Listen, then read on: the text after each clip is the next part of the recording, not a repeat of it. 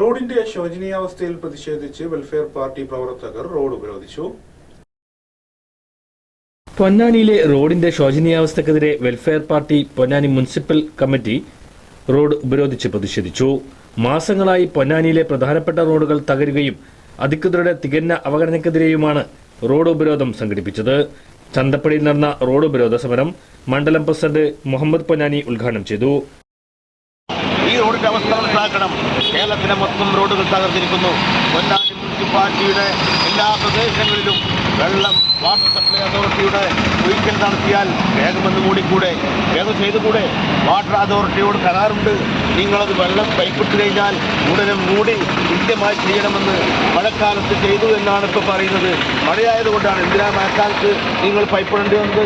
മഴ മാറിയിട്ടാൽ പോരെ? ഇവിടെ ആരെങ്കിലും കുടിവെള്ളം കിട്ടാതെ മരിക്കുന്നുണ്ടോ? പക്ഷേ എല്ലാം ചെയ്ത് എല്ലാം ജനങ്ങൾ സഹിച്ചോളും, ഞങ്ങൾ കേസെടുക്കും എന്ന് പറഞ്ഞുകൊണ്ട് ധിക്കാരികളാണ് ഈ രാജ്യം ഭരിച്ചുകൊണ്ടിരിക്കുന്നത്. Municipal president K Ismail, TPO Mujeeb, Nasar Babu, Liyaqat, MP Khader, Nasar Ponnani, RV Ashraf തുടങ്ങിയവർ പ്രതിഷേധ പരിപാടിക്ക് നേതൃത്വം നൽകി.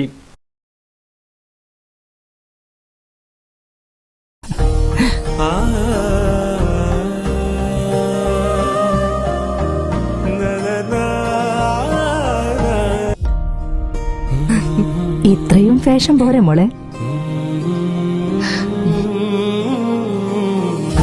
പവിത്ര ബന്ധം, പരിശുദ്ധ സ്വർണം.